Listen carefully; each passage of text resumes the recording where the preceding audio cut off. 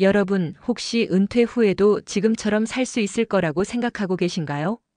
실제로 한국의 한 조사에 따르면 은퇴 후 생활비가 은퇴 전 대비 평균 70% 수준으로 줄어든다고 합니다. 그런데 더 충격적인 건 많은 사람들이 은퇴 후 첫 5년 안에 준비한 자산의 절반을 잃어버린다는 사실입니다. 왜 이런 일이 벌어질까요? 바로 평생 몸에 밴 나쁜 소비 습관 때문입니다. 오늘 제가 여러분께 소개할 5가지 소비 습관은 겉보기에는 별것 아닌 것 같지만 은퇴 후에는 여러분의 통장을 비우는 무서운 함정이 됩니다. 특히 마지막 5번째 습관은 정말 많은 분들이 모르고 계시는데 이것만 고쳐도 은퇴 후 생활비를 30% 이상 절약할 수 있습니다. 자, 그럼 지금부터 여러분의 미래를 위해 꼭 알아야 할 이야기를 시작해 보겠습니다. 첫 번째 최악의 습관은 바로 브랜드 충성도입니다. 아니, 브랜드 충성도가 나쁜 건가요? 라고 생각하실 수도 있겠지만 은퇴 후에는 이것이 독이 됩니다. 실제 사례를 하나 들어보겠습니다. 서울 강동구에 사는 68세 김철수 씨는 30년간 같은 브랜드의 차만 타왔습니다. 그 브랜드에 대한 애착이 남달랐죠. 그런데 은퇴 후 연금만으로 생활하게 되면서도 여전히 그 브랜드의 최신 모델을 고집했습니다. 문제는 그 브랜드가 프리미엄 브랜드였다는 것입니다. 같은 성능의 다른 브랜드 차량 대비 30% 이상 비쌌거든요. 결국 차량 구매와 유지비로 인해 5년 만에 은퇴 자금의 40%를 날려버리게 되었습니다. 브랜드 충성도의 함정은 여기서 끝나지 않습니다.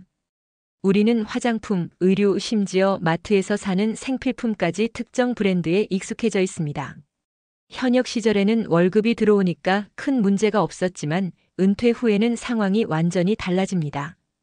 예를 들어 한 달에 화장품비로 15만 원을 쓰던 분이 은퇴 후에도 같은 브랜드만 고집한다면 1년이면 180만 원, 10년이면 1,800만 원입니다. 그런데 같은 효과의 다른 브랜드 제품을 쓴다면 절반 이하로 줄일 수 있거든요. 가장 큰 문제는 이런 브랜드 충성도가 습관이라는 것입니다. 의식적으로 선택하는 게 아니라 자동으로 손이 가는 거죠. 은퇴 후에는 가격 대비 효용을 철저히 따져야 합니다.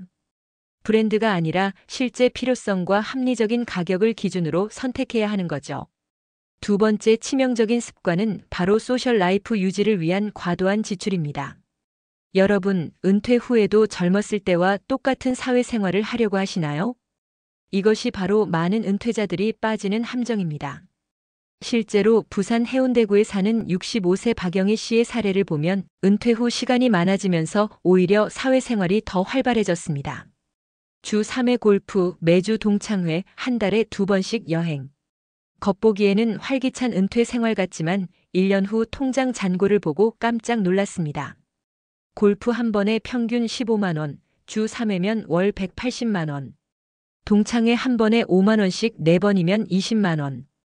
여기에 여행비까지 합치면 한 달에 300만 원 이상이 나가는 거죠. 연금으로 받는 돈보다 더 많이 쓰고 있었던 겁니다. 더 심각한 건 이런 패턴이 계속된다는 것입니다. 왜냐하면 은퇴 후에는 오히려 시간이 많아지고 외로움을 달래기 위해 더 많은 모임에 참여하게 되거든요. 또 다른 예로 서울 강남구에 사는 69세 조현민 씨는 매주 고급 레스토랑에서 친구들과 만나는 것이 습관이었습니다. 현역 시절 이런 만남들이 비즈니스에 도움이 되었지만 은퇴 후에는 순수한 지출일 뿐이었죠. 한 번에 10만 원씩 쓰는 식사 모임이 주 2회. 연간 1,000만 원 이상이 나가는 상황이었습니다. 가장 무서운 건 이런 지출을 필요한 사회생활이라고 합리화한다는 것입니다. 하지만 은퇴 후에는 소득이 한정되어 있으니 사회생활의 방식도 바뀌어야 합니다. 집에서 만나기, 공원에서 산책하며 대화하기, 문화센터 프로그램 함께 참여하기 등 돈을 덜 쓰면서도 의미 있는 관계를 유지할 수 있는 방법들이 얼마나 많은지 모르겠어요. 세 번째 최악의 습관은 자녀에 대한 무제한 지원입니다. 이건 정말 한국 부모들의 가장 큰 약점이죠. 은퇴 후에도 자녀가 어려우면 도와주고 싶은 마음은 이해합니다. 하지만 이것이 여러분의 노후를 파탄으로 이끄는 주범이 될 수 있습니다. 실제 사례를 하나 말씀드리겠습니다. 대구 수성구에 사는 63세 이정호 씨는 은퇴 후 3억 원의 자산을 가지고 있었습니다. 그런데 결혼한 아들이 사업을 하겠다며 도움을 요청했습니다. 처음에는 5천만 원을 지원했죠. 그 다음에는 전세자금으로 1억 원, 또 사업이 어려워지자 추가로 8천만 원. 결국 5년 만에 준비한 은퇴 자금의 대부분을 자녀에게 지원하게 되었습니다. 문제는 이 돈이 대부분 돌아올 가능성이 낮다는 것입니다. 더 일반적인 예로는 매월 자녀들에게 용돈을 주는 경우입니다. 애들 힘들까봐 하면서 한 달에 50만 원씩 두 자녀에게 주면 연간 1,200만 원입니다. 10년이면 1억 2천만 원이에요.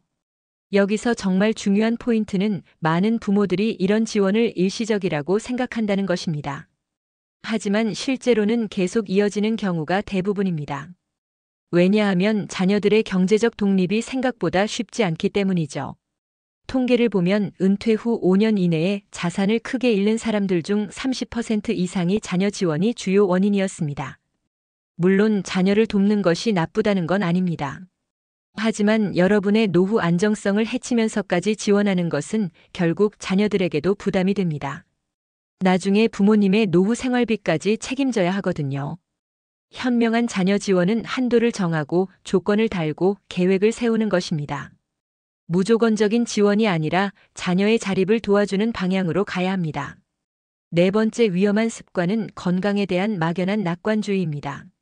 나는 아직 건강하니까 괜찮아. 아프면 그때 치료하지 뭐라고 생각하시는 분들이 많습니다. 하지만 이런 생각이 은퇴 후 가장 큰 변수가 되어 통장을 비우는 주범이 됩니다. 실제 사례를 들어보겠습니다. 인천 연수구에 사는 66세 최영수 씨는 은퇴 후 건강관리에 소홀했습니다. 정기검진도 받지 않고 운동도 거의 안 했죠. 담배와 술도 끊지 않았고요. 그러다 갑자기 심장질환이 발견되었습니다. 수술비만 800만 원, 입원비 300만 원, 재활치료비 월 50만 원씩 1년간. 한 번에 큰 병으로 2천만 원 가까이 나간 거죠. 여기서 끝이 아닙니다. 이후 지속적인 치료비와 약값까지 합치면 연간 500만 원 이상이 추가로 들어갑니다. 더 무서운 건 이런 상황에서 많은 분들이 좋은 병원, 좋은 치료를 찾게 된다는 것입니다. 건강보험이 적용되지 않는 고급 치료를 받거나 개인 병원을 이용하게 되면서 비용이 기하급수적으로 늘어나죠. 또 다른 예로 치매 초기 증상을 방치했다가 나중에 전문 요양시설에 들어가게 된 경우를 보면 월 200만 원씩 5년간 들어가면 1억 2천만 원입니다. 미리 예방관리를 했다면 이런 큰 비용을 피할 수 있었을 텐데요. 건강에 대한 낙관주의의 또 다른 함정은 나중에 자녀들이 돌봐줄 거야라는 생각입니다. 하지만 현실은 다릅니다. 자녀들도 각자의 생활이 있고 부모의 건강 악화로 인한 경제적 부담을 모두 감당하기는 어렵습니다. 실제로 건강보험심사평가원 자료를 보면 65세 이상 의료비가 전체 의료비의 40% 이상을 차지합니다. 그리고 이 비용은 매년 증가하고 있어요. 가장 현명한 방법은 은퇴 전부터 예방적 건강관리에 투자하는 것입니다.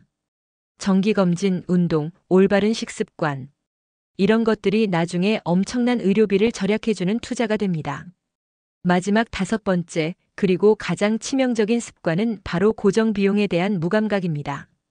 이것은 정말 많은 분들이 놓치고 있는 부분인데 은퇴 후에도 현역 시절과 똑같은 고정비용을 유지하는 것입니다. 구체적으로 어떤 것들이 있을까요? 첫 번째, 주거비용입니다. 서울 송파구에 사는 64세 정미숙 씨는 자녀들이 모두 독립한 후에도 30평대 아파트에서 계속 살고 있었습니다. 관리비만 월 20만 원, 부동산 세금 등을 포함하면 월 50만 원이 넘는 주거비가 나가고 있었죠. 하지만 이분은 이제 혼자 살고 있습니다. 30평이 필요할까요? 15평 정도의 작은 집으로 이사하면 고정 비용을 월 20만 원 이상 줄일 수 있습니다. 10년이면 2,400만 원의 차이예요. 두 번째, 각종 구독 서비스와 멤버십입니다. 현역 시절에 가입한 헬스클럽, 골프 회원권, 각종 온라인 구독 서비스들. 이런 것들을 그대로 유지하고 있는 분들이 많습니다. 실제로 한 은퇴자의 경우를 보면 골프 회원권 연회비 200만 원, 헬스클럽 월 10만 원, 각종 구독 서비스 월 5만 원. 이런 것들이 모이면 연간 400만 원 이상이 나갑니다. 세 번째, 통신비와 보험료입니다. 자녀들이 독립한 후에도 가족요금제를 그대로 유지하거나 필요 이상의 보험에 가입되어 있는 경우가 많습니다. 가장 충격적인 사례는 부산 기장군에 사는 67세 한승철 씨였습니다. 이분은 은퇴 후 가계부를 써보니 매월 나가는 고정 비용만 150만 원이었습니다. 그런데 받는 연금은 120만 원. 매월 30만 원씩 적자가 나고 있었던 거죠. 이분이 고정 비용을 철저히 점검한 후에는 어떻게 됐을까요? 불필요한 보험 해지, 통신비 요금제 변경, 구독 서비스 정리, 소형 주택으로 이사. 이런 것들을 통해 고정 비용을 월 70만 원으로 줄였습니다. 결과적으로 매월 50만 원의 여유가 생겼고 이 돈으로 취미 활동도 하고 가끔 여행도 갈 수 있게 되었습니다. 고정 비용의 무서운 점은 매월 자동으로 나간다는 것입니다. 한번 설정해 놓으면 의식하지 못하는 사이에 계속 통장에서 빠져나가는 거죠. 여러분, 지금까지 은퇴 후 급격히 가난해지는 5가지 최악의 소비 습관을 알아봤습니다. 첫 번째, 브랜드 충성도라는 이름의 돈 낭비. 두 번째, 소셜 라이프 유지를 위한 과도한 지출. 세 번째, 자녀에 대한 무제한 지원. 네 번째, 건강에 대한 막연한 낙관주의. 다섯 번째, 고정 비용에 대한 무감각. 이 중에서 여러분은 몇 가지나 해당되시나요? 중요한 것은 지금부터라도 이런 습관들을 하나씩 바꿔나가는 것입니다. 은퇴 후에 갑자기 바꾸려고 하면 너무 힘들어요. 지금부터 조금씩 연습해야 합니다. 오늘부터 실천할 수 있는 구체적인 방법들을 제안해 드리겠습니다. 먼저 가계부를 써보세요. 특히 고정 비용을 철저히 점검해 보시기 바랍니다. 매월 자동으로 나가는 돈들을 모두 리스트업하고 정말 필요한 것인지 하나씩 점검해 보세요. 두 번째, 브랜드 대신 가성비를 기준으로 선택하는 연습을 해보세요. 똑같은 기능의 제품이라면 더 저렴한 브랜드를 선택하는 거죠. 세 번째, 사회생활 방식을 바꿔보세요. 비싼 장소에서 만나는 대신 공원이나 문화센터, 도서관 등을 활용해 보시기 바랍니다. 네 번째, 지금부터 건강관리에 투자하세요. 정기검진, 운동, 올바른 식습관. 이런 것들이 나중에 엄청난 의료비를 절약해 줍니다. 마지막으로 자녀 지원에 대해서는 명확한 원칙을 세우세요. 무조건적인 지원이 아니라 자립을 도와주는 방향으로 가야 합니다. 기억하세요. 은퇴 후의 삶은 현역 시절과 다릅니다.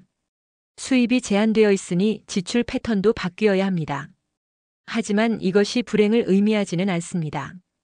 오히려 더 현명하고 여유로운 삶을 살 수 있는 기회가 될 수 있어요. 여러분의 행복한 노후를 위해 지금부터 하나씩 실천해 보시기 바랍니다. 오늘 영상이 도움이 되셨다면 구독과 좋아요 부탁드리고 댓글로 여러분의 생각도 들려주세요. 감사합니다.